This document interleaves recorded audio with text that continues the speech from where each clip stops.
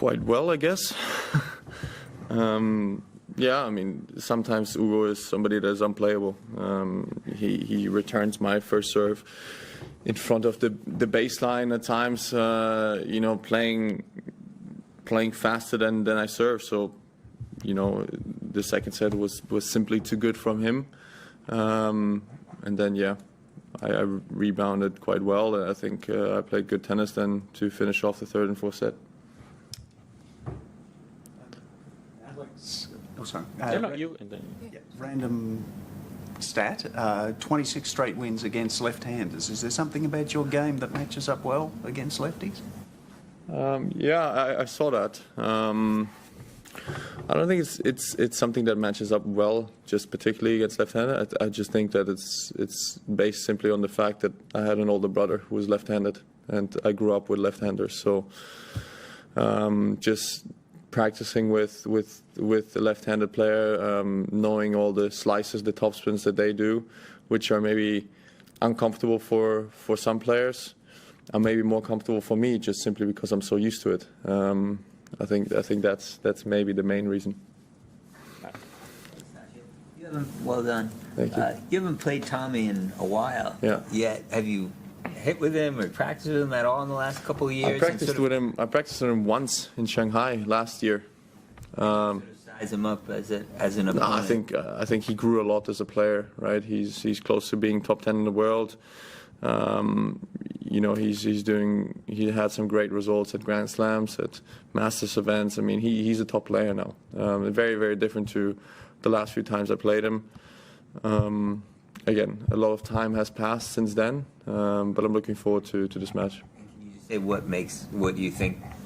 I think he's somebody that is quite a smart player. I think he's somebody that can change tactics quite a lot when he plays tennis. He can mix up his serve a lot. He can mix up his ground strokes a lot. I mean, he can go higher with the forehand. He can go faster. He can use a lot of backhand slice. He can just shorten the points, make them long. He can do everything on a tennis court. Yeah, and again, I think it's going to be a tough challenge, and I'm looking forward to it. Contact. Congrats.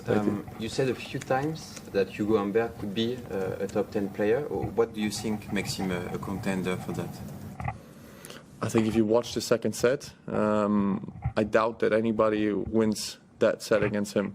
So if he somehow finds a way to play like that in a more stable way, for sure he's top 10. He has everything. He has the lefty serve, which is incredibly tough to return. His returns are unbelievable when they're working. I mean, again, sometimes he was returning faster than I was serving. So there's not a lot of players that do that and have that capability. And he's 14 in the world now. He's probably going to go up the rankings after this tournament.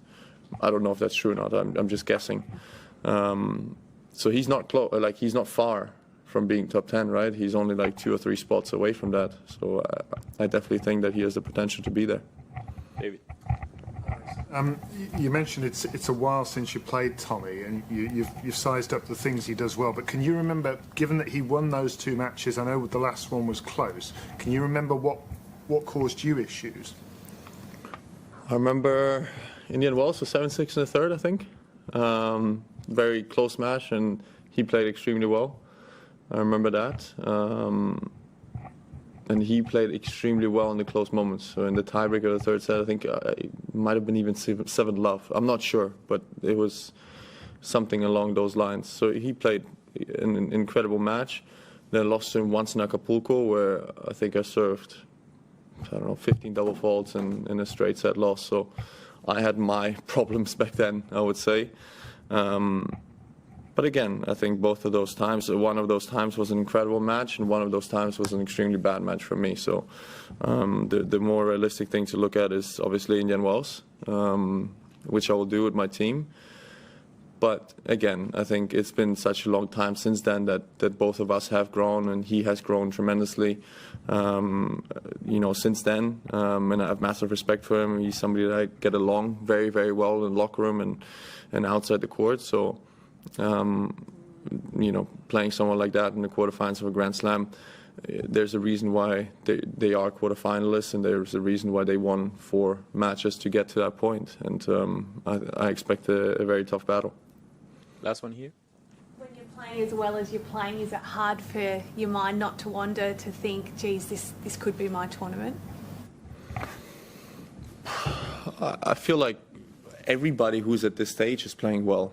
Like, right? I think everybody who is in the quarterfinal Grand Slam, semi-final Grand Slam deserves to be there. Like, there's no easy pathway to get there. Yes, sometimes the draw opens up a little bit more. Sometimes some players lose that are uncomfortable for you and stuff like that. But to be at the stage, you have to be playing great tennis. So in my mind, yeah, I know I'm playing quite well, and I feel that on the court. I feel like, you know, I can do quite a lot of damage when I feel like this.